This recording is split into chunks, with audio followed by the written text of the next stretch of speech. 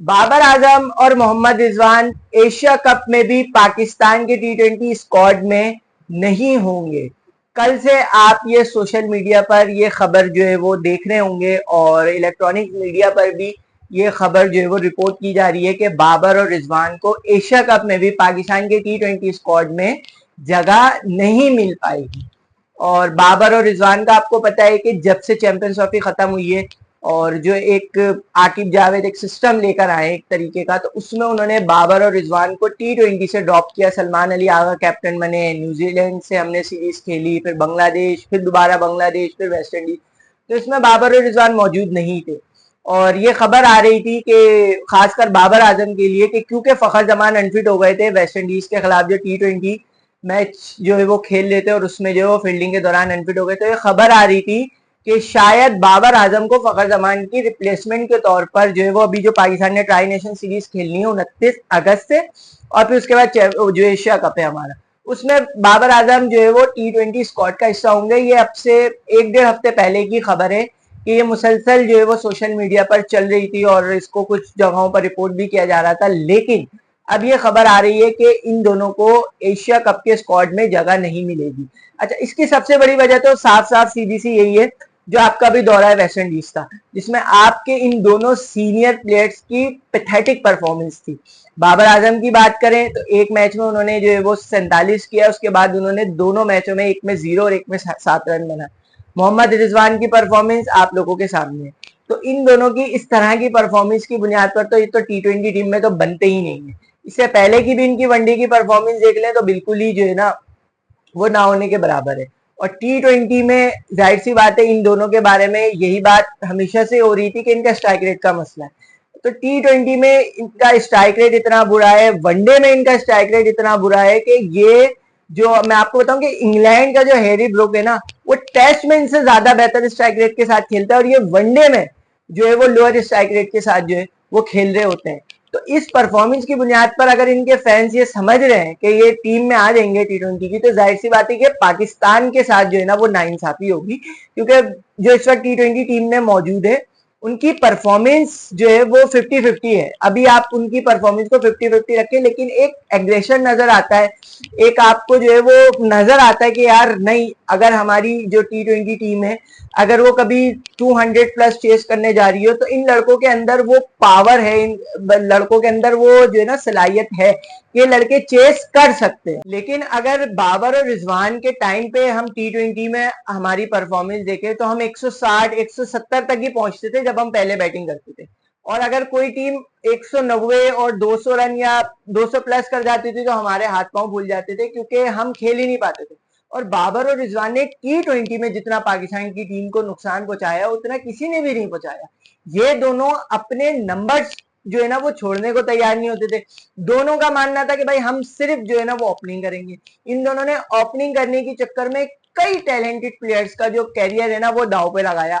फखर जमान जैसा प्लेयर जो power play में आपको जो है वो बेहतरीन स्टार्ट देता है, इन लोगों ने अपने नंबर ना छोड़ने की वजह से फखर जमान को वन डाउन कर दिया। उस्मान खान को आप लेकर आए, वो भी ज्यादातर ओपनिंग ही करते हैं, उसको इन्होंने जो है वो नीचे के नंबरों पे कर दिया। अल्लाह अल्लाह करके जो है वो शुक्र है कि इन्होंने साइम अयूब को जो है वो ओपनर खिलाया, एज ओपनर खिलाया, लेकिन बीच बीच में उसके भी नंबर्स चेंज होते थे। मोहम्मद हारिस जब जगह बनाने में कामयाब हुआ बाबर और रिजवान के साथ टीम में, जो 2022 का हमने वर्ल्ड कप खेला था, तो हारिस के साथ भी यही हुआ था कि वो वन डाउन ही खेल रहा था। अभी भी खैर हारिस वन डाउन ही खेल रहा है, लेकिन वहां भी इन्होंने यही सब किया था। तो इन लोगों ने अपने नंबर्स की खातिर जितना टी20 टीम में जो है टी20 में पाकिस्तान को नुकसान पहुंचाया उतना किसी ने नहीं पहुंचाया। अब बहुत सारे लोग ये बात कर रहे हैं कि नहीं, बाबर और रिजवान जब थे तो हमने इंडिया को 152 रन से 152 का टारगेट था, हमने 10 विकेटों से जीत लिया था। तो मेरे भाई, वो जो पाकिस्तान का जो टी20 में एक डाउनफॉल शुरू हुआ ना, वो उस मैच से ही शुरू हुआ है। बेशक आप वो मैच जीत गए, बेशक आपने इंडिया को 10 विकेटों से हरा दिया, लेकिन आपका डाउनफॉल वहीं से शुरू हो गया था कि उसके बाद सब चढ़ गए कि नहीं नहीं भाई, यही हमारा ओपनिंग है और यही हमारा ओपनिंग पेयर है, यही खेलेगा और यही जितवाएगा। वहां से आपने नए प्लेयर्स को बनने ही नहीं दिया, वहां से आपने नए प्लेयर्स को आने ही नहीं दिया, आपने कई प्लेयर्स का जो है वो मुस्तकबिल दाव पे लगाया, और इसी वजह से बहुत सारे प्लेयर्स जो है वो ये मुल्क छोड़ के चले गए, यूएसए चले गए, बहुत सारे ऐसे प्लेयर्स हैं। तो बाबर और रिजवान अब अगर टी20 टीम में फर्ज करें आ भी जाते हैं तो वो किन नंबरों पे खेलेंगे? सबसे पहला सवाल तो ये क्या वो ओपनर खेलेंगे? तो फिर जो आपके ओपनिंग बैटर है साहबजादा फरहान, जो इस वक्त सबसे जबरदस्त जो है ना वो परफॉर्मेंस दिखा रहे हैं और बहुत जबरदस्त फॉर्म में, क्या आप उनको बाहर करेंगे? नहीं। क्या आप फखर जमान को बाहर करेंगे? नहीं। क्या आप साइम अयूब को बाहर करेंगे? नहीं। तो ओपनिंग में तो इनकी जो जगह है वो बनती नहीं है। फिर उसके बाद आप आ जाते हैं वन डाउन पे। वन डाउन पे आपका मौजूद है मोहम्मद हारिस। मोहम्मद हारिस की परफॉर्मेंस ठीक है, उस तरह से नहीं आ रही है, लेकिन चले आप मोहम्मद हारिस को ड्रॉप कर देते हैं। मोहम्मद हारिस की जगह आप किसको मौका देंगे? बाबर को देंगे या रिजवान को देंगे? बाबर को देंगे तो फिर आप विकेट कीपर जो है ना वो कौन करेगा? ठीक है। अगर रिजवान को देंगे तो फिर बाबर कहाँ जाएगा? क्योंकि दूसरे नंबर पे जो आपका सेकंड डाउन है वो आपका साहब वो सलमान अली आगा या तो फिर हसन नवाज खेलते हैं। फिर उसके बाद आपके नीचे के नंबरों पे तो ये दोनों खेल ही नहीं सकते, ये तो साफ और सीधी सी बात है। ये खेलेंगे तो ओपनिंग खेलेंगे या तो फिर वन डाउन, या ज्यादा से भी ज्यादा अगर हो गया तो चौथे नंबर पे। इससे ज्यादा तो ये खेल ही नहीं सकते ना। तो फिर आप इनको कहाँ मौका देंगे? तो T20 की हद तक मुझे ऐसा लगता है कि अब बाबर और रिजवान को अपना सोच लेना चाहिए। यहाँ पे क्रिकेट बोर्ड की भी जो है वो एक गलती है कि क्रिकेट बोर्ड ये फैसला तो कर चुका है, ये तो कंफर्म है कि T20 में क्रिकेट बोर्ड ये फैसला कर चुका है कि बाबर और रिजवान को अब टीम में नहीं लेना, ये फैसला हो चुका है। और ये फैसला करने वाले कौन है? जो इस वक्त पूरे सिस्टम को चला रहे हैं, डायरेक्टर हैं हाई परफॉर्मेंस सेटर के आकिब जावेद, जो ये फैसला कर चुके हैं कि भाई बाबर और रिजवान की अब इस वक्त टीम में जगह नहीं बनती। तो क्रिकेट बोर्ड को कन्वे कर देना चाहिए कि भाई आप हमारे T20 के प्लान्स में नहीं है, आप वनडे और टेस्ट में हमारे प्लान्स का हिस्सा है, आप उसके ऊपर फोकस करें। ठीक है, थोड़ी देर के लिए उनको बुरा लगेगा, लेकिन फिर वो अपनी वनडे की परफॉर्मेंस पे ध्यान देंगे, टेस्ट की परफॉर्मेंस। अब वो T20 में जगह बनाने के चक्कर में, कुछ एक्स्ट्रा करने के चक्कर में जो है वो अपनी वनडे की परफॉर्मेंस खराब कर रहे हैं। अब जाहिर सी बात है, अगर उनकी वनडे की परफॉर्मेंस खराब होगी तो नुकसान किसको होगा? पाकिस्तान को होगा।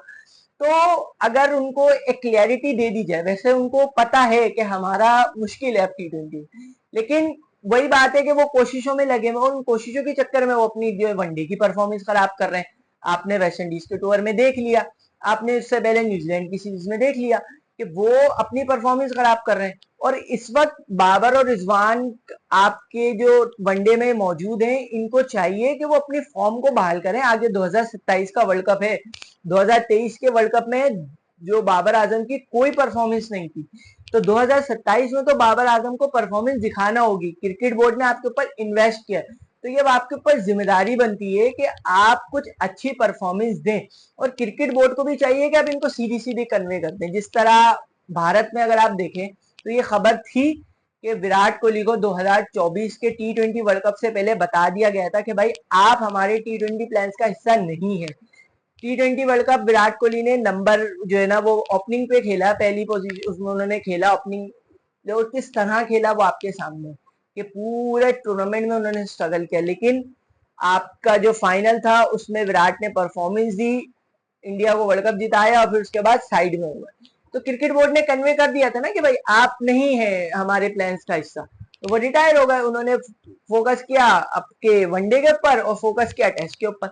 तो इसी तरह आप इनको कन्वे कर देंगे भाई आप हमारे नहीं है और प्लान्स का हिस्सा, और ये वनडे और टेस्ट में, क्योंकि पाकिस्तान टीम हमने अभी वर्ल्ड कप खेलना है। ठीक है, T20 वर्ल्ड कप हमारा अगले साल है फरवरी में, लेकिन उसके बाद आपका 2027 का बड़ा वर्ल्ड कप है, तो उसमें इन लोगों की परफॉर्मेंस अगर अच्छी होगी तो पाकिस्तान टीम को फायदा होगा। तो बाबर और रिजवान के फैंस को भी चाहिए कि आप थोड़ा सा ठंडे हो जाएं।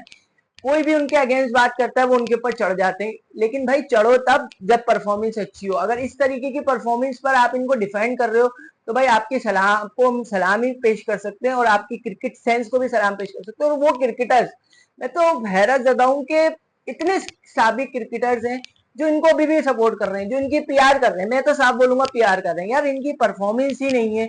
एक T20 मैच हारने पर राशिद लतीफ ट्वीट कर देता है, ठीक है, लेकिन वनडे की टीम ने क्या परफॉर्मेंस दिखाई उस पर कुछ भी नहीं है। ठीक है, तो जरा इन क्रिकेटर्स को भी चाहिए कि पाकिस्तान टीम का सोचें, और बाबर और रिजवान को चाहिए कि अब अपनी वनडे और टेस्ट में परफॉर्मेंस अच्छी दें, T20 को भूल जाएं, क्योंकि मेरे हिसाब से अब T20 में इनकी जगह नहीं बनती, अनलेस के वो सिस्टम पूरा हमारा तब्दील हो जाता है, हवाओं का रूप बदल जाता है, तो ये टीम में आ जाए। अदरवाइज अगर अभी की बात करूं मैं तो इन दोनों का T20 में तो कोई सफर जो है वो पाकिस्तान टीम के साथ नजर नहीं आ रहा। तो देखते हैं क्या होता है। अब से एक हफ्ते के बाद जो है वो ये कहा जा रहा है कि ट्राई नेशन सीरीज और एशिया कप का स्क्वाड जो है वो अनाउंस कर दिया जाएगा, और मोरलेस वही ही स्क्वाड होगा जो अभी हमने वेस्ट इंडीज के T20 टूर में देखा था, कुछ चेंजिंग एक दो हमें नजर आएंगी। तो इंशाल्लाह उम्मीद करते हैं हम कि पाकिस्तान की टीम अच्छी परफॉर्मेंस दिखाए। वीडियो का इख्तिताम करूंगा, अपने मेजबान मुदस्सिर आलम को दीजिए इजाजत। अल्लाह हाफिज।